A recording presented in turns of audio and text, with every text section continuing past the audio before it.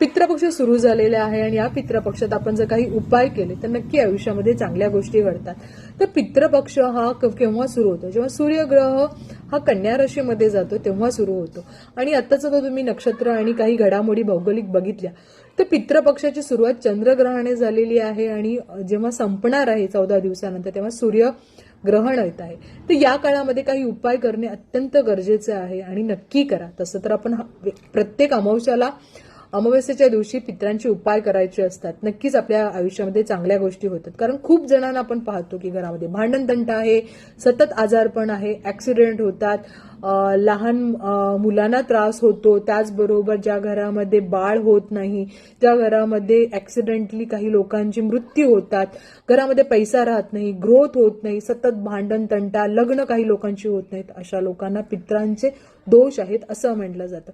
म्हणून काही सामान्य उपाय जे आहेत ते आपल्याला करायचे आहेत. पितरांचे मंत्र जे करायचे ते करायचे आहे. मी तुम्हाला इथे स्क्रीनवर देतच आहे माहिती, पण सगळ्यात महत्वाचं एक लक्षात घ्या, आपण आपल्या पितरांकडून आशीर्वाद मानणं फार गरजेचं आहे. असं म्हटलं जातं की जेव्हा पित्र आपले समाधानी असतात तेव्हाच आपली प्रार्थना देवापर्यंत पोहोचते. त्यामुळे पित्र ना आपल्याला थँकफुल करायचं आहे. त्यांचे काही पूजा अर्चा असतात त्या करायच्या असतात, त्या गरजेच्या असतात. सगळ्यात चांगला उपाय म्हणजे आपण या काळामध्ये काही गरजू लोक असतात जे खूप गरीब आहेत, त्या लोकांना आपण दान धर्म करू शकतो. आपण त्यांना अन्नदान करू शकतो. काही कडधान्य जी असतात घरामध्ये तुम्हाला जमेल त्या पद्धतीने तुम्ही त्यांना नक्कीच दान करा. आपल्या घराच्या दक्षिण दिशेला आपण दिवा लावायचा आहे पितरांच्या नावाने, त्यांना आठवायचं आहे, त्यांना थँकफुल म्हणायचं आहे, तुमचा आशीर्वाद सतत आमच्या सोबत असू देत असं म्हणायचं आहे.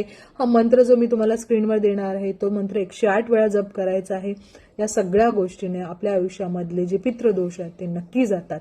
आणि थँकफुल राहणे हे फार गरजेचं आहे, कारण आपल्याला पितरांकडून जे काही छोटं मोठं आतापर्यंत मिळालेलं आहे त्यासाठी आपण थँकफुल करणं फार गरजेचं आहे. तर नक्की उपाय करा. आयुष्यातली जी काही संकट आहेत, जे काही प्रॉब्लेम आहेत ते नक्की जातात, आशीर्वाद राहतो. आणि म्हणजे प्रत्येक अमावस्येला कराच, पण ज्यांना जमत नसेल त्यांनी या 14 दिवसात तर नक्कीच या सगळ्या गोष्टी करा. नक्कीच चांगला फायदा होईल. Best of luck.